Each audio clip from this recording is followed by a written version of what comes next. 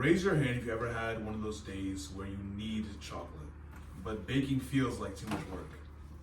That's exactly why I keep this little box of magic in my pantry. In less time than it takes to scroll through Netflix, we can transform this little box into a dessert that evokes childhood nostalgia. And the best part, it requires no oven, no fancy tools, just a bowl of whisk and a little bit of patience. The ingredients you're gonna need is a box of Jell-O, 2 cups of cold milk, a big bowl, a whisk, and whatever you're going to serve it in. My choice is the small bowls.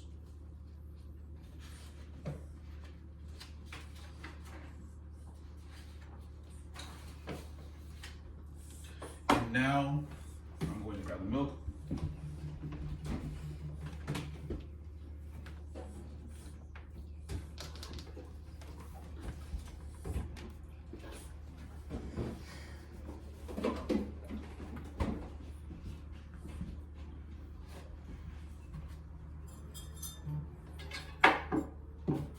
Now here's where most people go wrong. They dump the powder all at once and end up with lumpy pudding, but the secret is to put cold milk in first.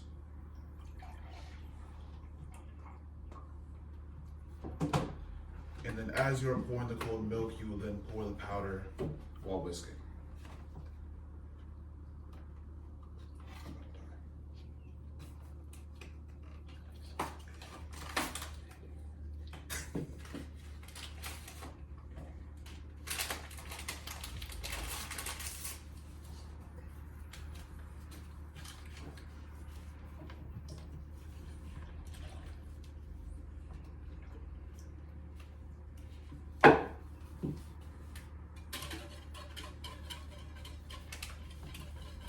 While you're sprinkling the powder in slowly, as if you're seasoning a steak, start whisking immediately and pretend that you're competing in a baking show.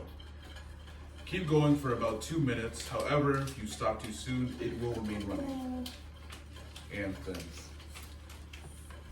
But if you want it extra thick, just use 1.5 cups of milk instead of the full 2. And then see how it's already clinging to the whisk? That is your cue to see that it's ready. And the hardest part after that will be waiting.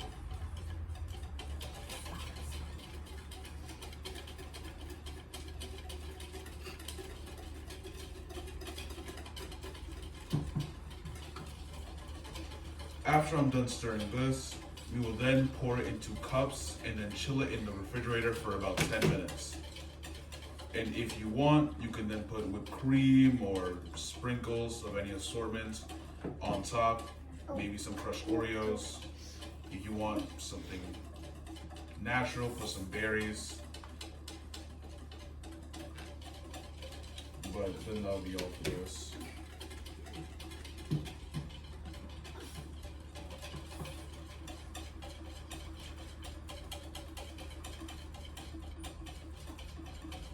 So after you then put the cold milk, mixing, make sure there's no lumps, and then 10 minutes afterwards, your emergency dessert will then be finished.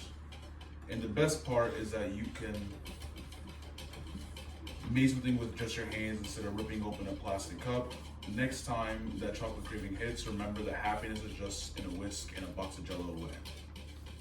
And the final product will be something similar to this.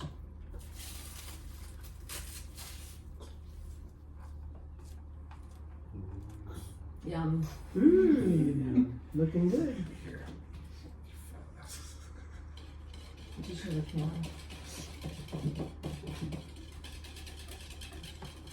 Show them my knife.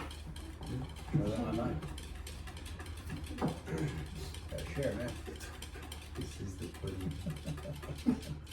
Zach, you don't mind passing me the little bowls? Two bowls.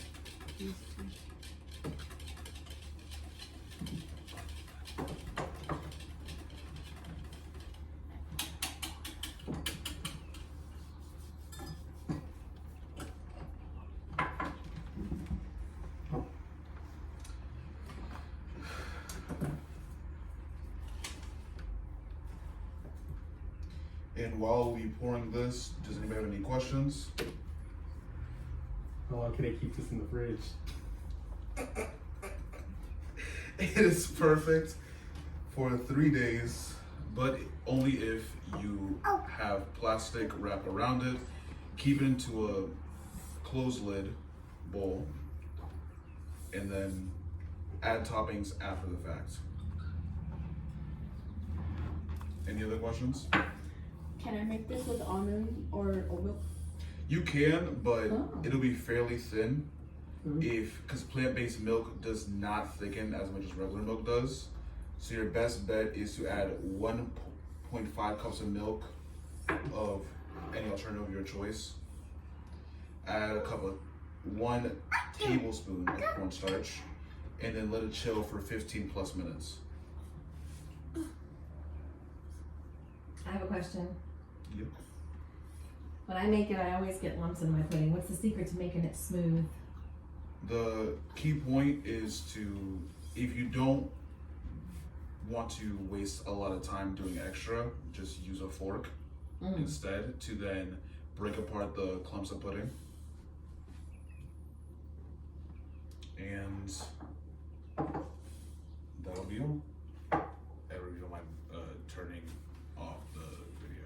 You should show